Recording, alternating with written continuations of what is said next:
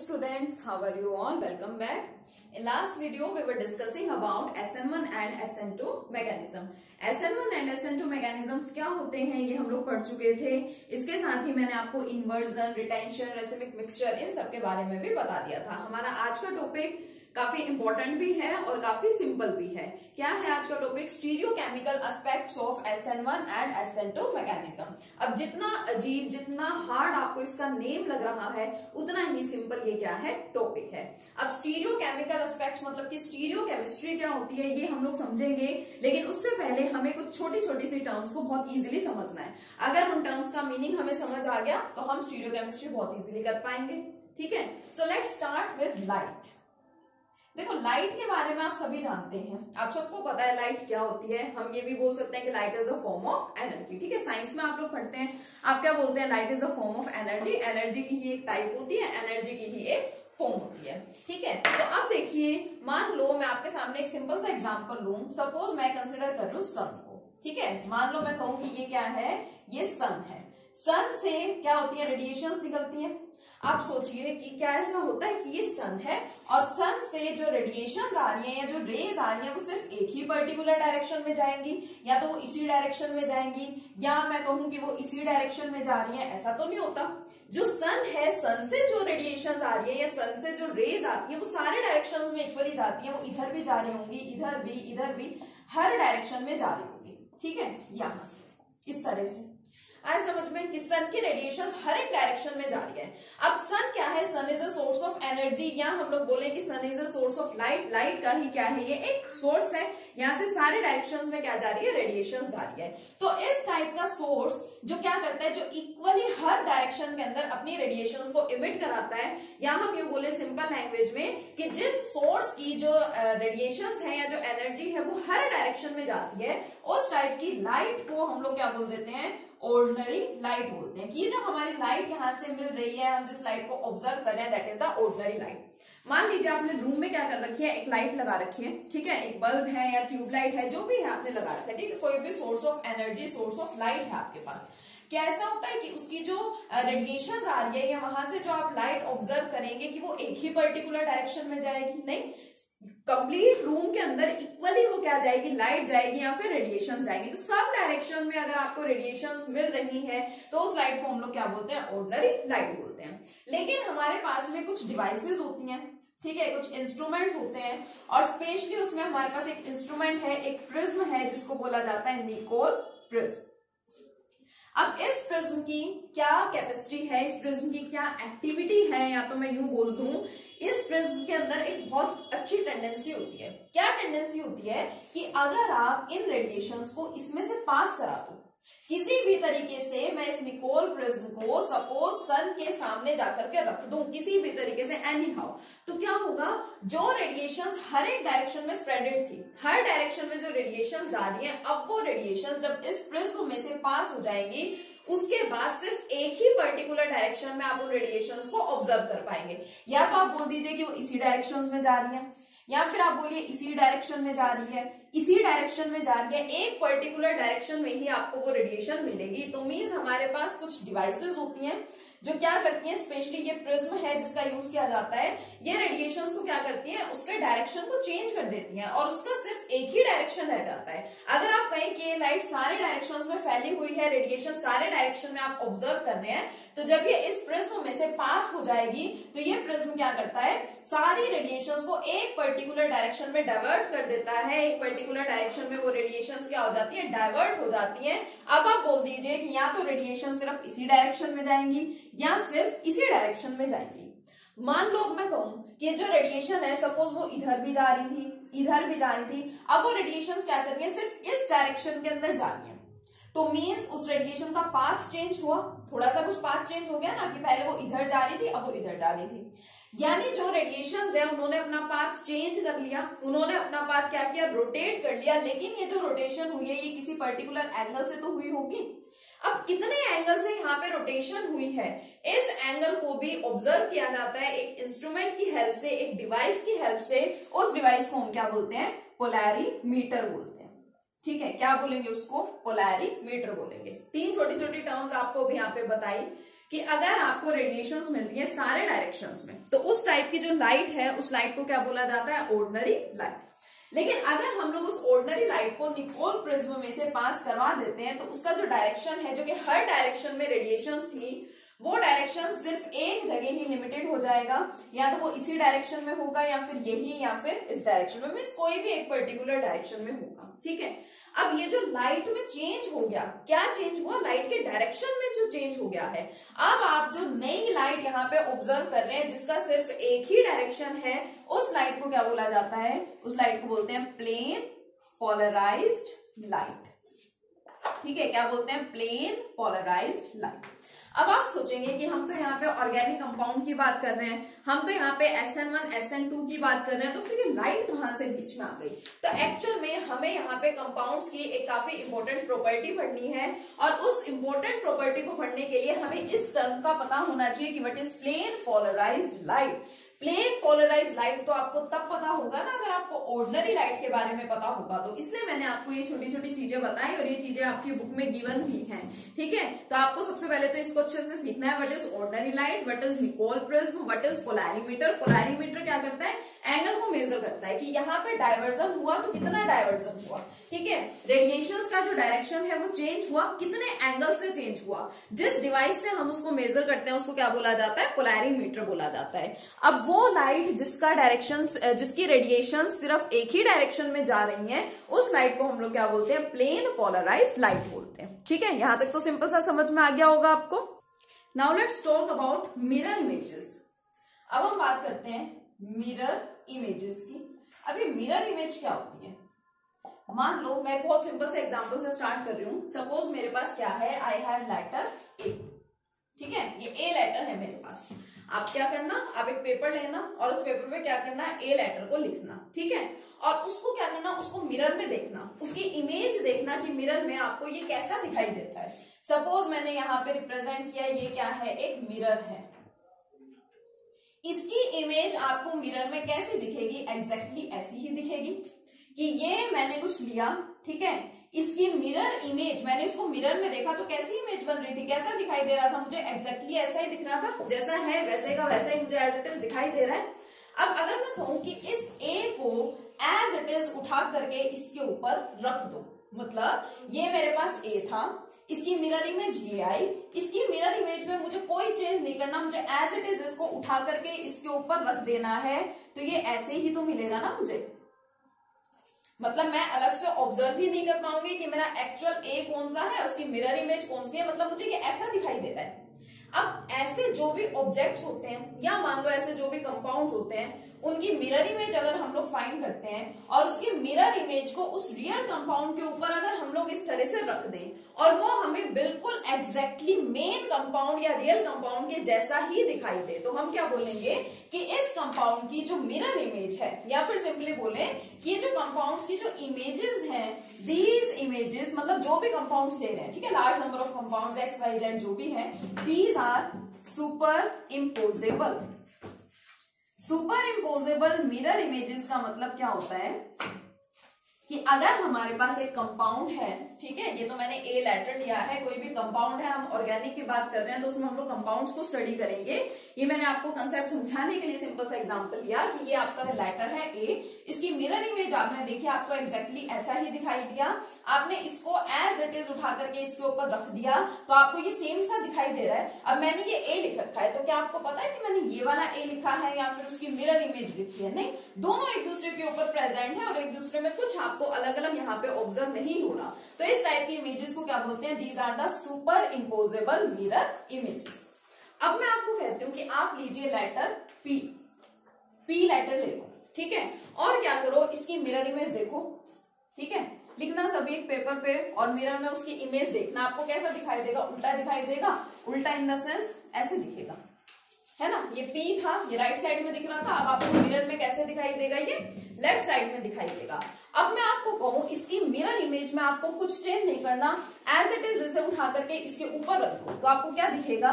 ये तो आपका एक्चुअल कंपाउंड, ठीक है, कंपाउंड में ये जो भी आपने ले रखा है यहाँ पे सब्सटेंस, ये तो आपका एक्चुअल सब्सटेंस, और इसके ऊपर अगर मैं इसकी मिरर इमेज को रखूंगी तो ये मुझे कैसे दिखेगा? ये मुझे इस तरह का दिखेगा। यानी मुझे सेम तो नहीं दिखाई दिया, मुझे इस टाइप का केस तो यहाँ पे मैंने ऑब्जर्व नहीं किया। So these are not superimposable. ठीक है, अब सुपर इम्पोजेबल नहीं है तो फिर इनको क्या बोलेंगे, these are non superimposable mirror images. These are non superimposable mirror images. ठीक है, और सिंपल सा एग्जांपल लूं, सपोज आपका लेफ्ट हैंड है।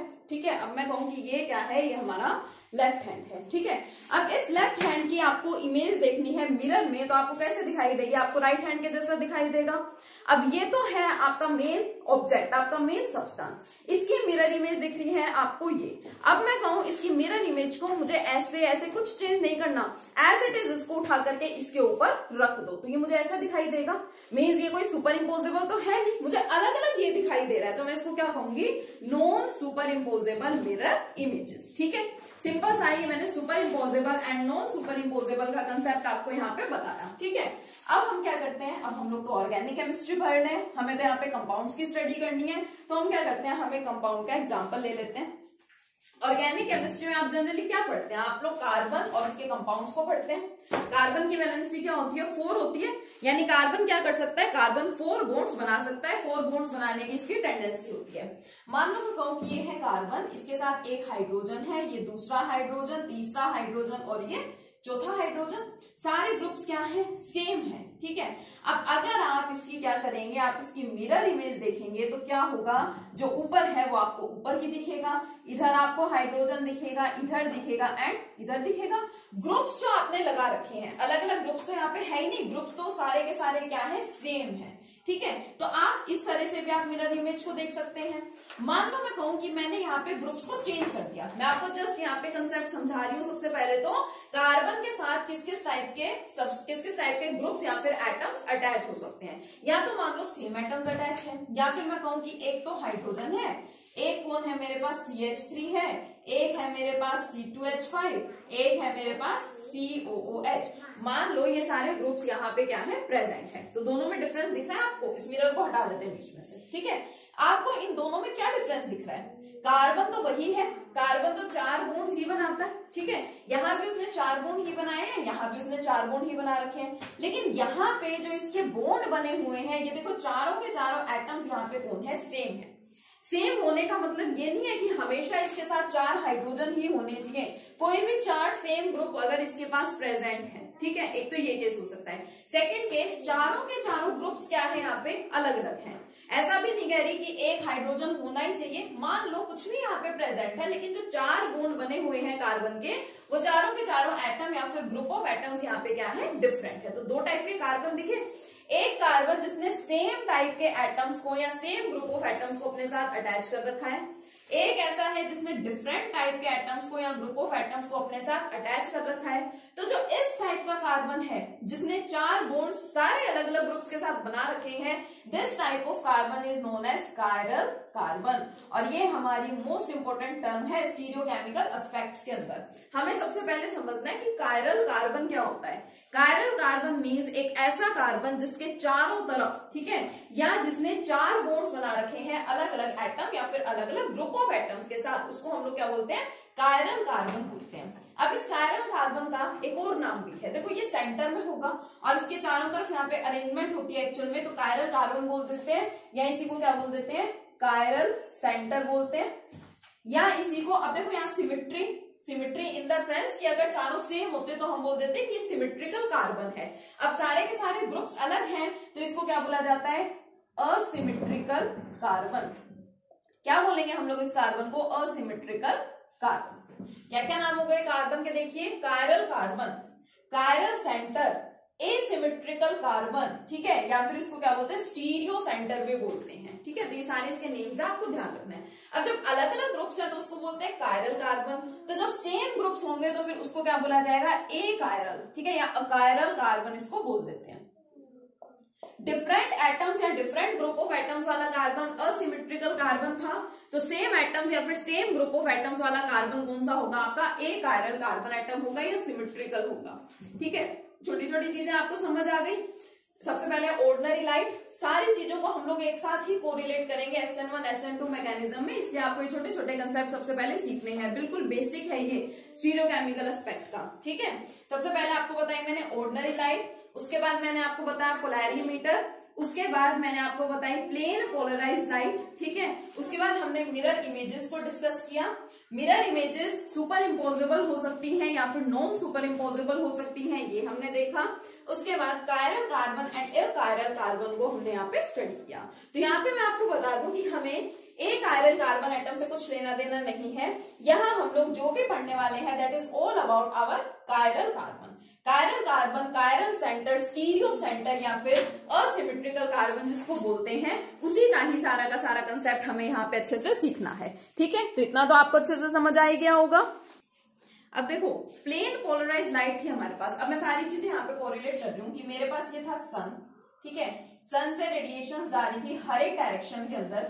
फिर सपोज मैंने यहाँ पे ले लिया कौन, निकोल प्रिज्म। इस निकोल प्रिज्म में से पास होने के बाद जो रेडिएशन है वो एक ही पर्टिकुलर डायरेक्शन में होगी। सपोज इसी पर्टिकुलर डायरेक्शन में जा रही है। ठीक है, इसी डायरेक्शन में जा रही है हॉरिजॉन्टली। अब इसके बाद कुछ सब्सटेंसेस हमारे पास ऐसे होते हैं, सब्सटेंसेस ऑब्वियसली कौन से होंगे, हमारे ऑर्गेनिक कंपाउंड्स। वो ऑर्गेनिक कंपाउंड्स क्या करते हैं, ऑर्गेनिक कंपाउंड्स में दो टाइप की टेंडेंसी होती है। अगर इसको हम मान लो मेरे पास कोई ऑर्गेनिक कंपाउंड का सॉल्यूशन है, क्या है ये, ऑर्गेनिक कंपाउंड का सॉल्यूशन। अगर मैं इस लाइट को इस ऑर्गेनिक कंपाउंड के सॉल्यूशन में से पास करवाऊंगी तो कुछ सब्सटेंसेस के अंदर क्या टेंडेंसी होती है, कुछ सब्सटेंसेस की क्या टेंडेंसी है कि वो इस लाइट को और रोटेट करा देते हैं। पहले तो देखो डायरेक्शन चेंज हुआ, इतने डायरेक्शंस में ये रेडिएशंस फैली हुई थी, सबसे पहले तो वो एक ही डायरेक्शन में जा रही है। अब अगर वो मान लो इसी डायरेक्शन में जा रही है तो कुछ सब्सटेंसेस ऐसे होते हैं कि उनकी टेंडेंसी होती है कि वो इसके डायरेक्शन को क्या कर दें, रोटेट कर दें टुवर्ड्स लेफ्ट। ठीक है, कुछ सब्सटेंसेस तो क्या करते हैं, जो हमारी प्लेन पोलराइज्ड लाइट है उसको लेफ्ट की तरफ क्या कर देते हैं, रोटेट कर देते हैं। जब उन सब्सटेंसेस के सॉल्यूशन में से हमारी प्लेन पोलराइज्ड लाइट पास होगी तो ये सब्सटेंस क्या करते हैं, इस लाइट को लेफ्ट डायरेक्शन में, लेफ्ट की साइड क्या कर देते हैं, रोटेट कर देते हैं। और कुछ सब्सटेंसेस क्या कर सकते हैं, they can rotate this plane polarised light towards right. कुछ क्या कर सकते हैं, राइट साइड में रोटेट कर सकते हैं। अब फिर दो अलग अलग टाइप के सब्सटेंसेस आ रहे हैं, लेफ्ट में रोटेट कराने वाले और राइट में रोटेट कराने वाले। तो ऑब्वियसली इनके कुछ नेम्स भी होंगे। जो लेफ्ट में रोटेट करा देते हैं इनको बोलते हैं लीवो रोटेटरी सब्सटेंसेस। क्या बोलते हैं इनको, levo rotatory substances. Small L कहीं पे लिखा मिल जाए यानी कि वो लीवो रोटेटरी सब्सटेंस की बात कर रहे हैं। ठीक है, और या इसके साथ आपको ऐसे ब्रैकेट में नेगेटिव साइन दिख जाए, इसका मतलब लीवो रोटेटरी की यहाँ पे बात कर रहे हैं। हम जो ऑर्गेनिक पढ़ने के बाद ही हम लास्ट में जो यूनिट पढ़ेंगे बायोमोलिक्यूल्स, उन बायोमोलिक्यूल्स में भी ये levo rotatory, dextro rotatory, negative positive signs उसमें भी आने वाले हैं। ठीक है, तो आपको ध्यान रखना है। जो राइट साइड में रोटेट कर देते हैं उसको बोला जाता है डेक्स्ट्रो रोटेटरी सब्सटेंसेस। क्या है ये, डेक्स्ट्रो रोटेटरी सब्सटेंसेस। इसको रिप्रेजेंट करते हैं स्मॉल डी से। ठीक है, इनिशियल्स हैं दोनों के, और इसको लीवो को नेगेटिव साइन से और डेक्स्ट्रो को किससे रोटेट करते हैं, पॉजिटिव साइन से। ठीक है, इसके अलावा मैंने क्या बताया आपको, यहाँ पे देखो इन टर्म्स को पूछा जाता है। ठीक है, सीधा सीधा इन टर्म्स के बारे में पूछते हैं, इनकी स्टेटमेंट्स पूछते हैं कि लीवो रोटेटरी क्या है, डेक्स्ट्रो रोटेटरी क्या है, प्लेन पोलराइज्ड लाइट क्या है, ये सब चीजें आपको अच्छे से क्लियर होनी चाहिए। ठीक है, तो dextro rotatory and levo rotatory भी मैंने आपको बता दिया। अब हम जब भी SN1 एंड SN2 मैकेनिज्म के बारे में पढ़ते हैं तो एग्जाम्पल तो हम जनरली कुछ भी लिख देते हैं, बट एक्चुअल में वहां पे प्रेजेंट होना चाहिए हमारा chiral carbon atom. Chiral carbon atom का मतलब, मान लो कि ये मेरे पास है एक कार्बन, इधर है एक हाइड्रोजन, इधर है CH3 ग्रुप, यहाँ पे C2H5 एंड हियर COOH। मान लीजिए मेरे पास ये डिफरेंट ग्रुप्स प्रेजेंट है। और इसकी अगर मैं मिरर इमेज की बात करूं तो इसकी मिरर इमेज कैसी आएगी, जो ऊपर है वो तो ऊपर ही रहेगा, उसमें कोई चेंज नहीं होता। हाँ, जो आपको लेफ्ट में दिख रहा है वो राइट में चला जाएगा, और जो यहाँ राइट में है वो कहाँ आ जाएगा, लेफ्ट में। तो यानी कि देखो COOH जो आपका कार्बोक्सिलिक एसिड ग्रुप है, मैंने जस्ट ग्रुप्स लिए हैं, कोई भी आप कुछ भी एग्जाम्पल ले सकते हैं यहाँ पे। ये जो राइट में आपको दिखाई दे रहा है ये तो कहाँ पे आ जाएगा, हमारा लेफ्ट में आ जाएगा, और जो आपको लेफ्ट में दिख रहे हैं वो कहाँ चले जाएंगे, राइट में चले जाएंगे। तो C2H5 एंड CH3 यही तो होगा।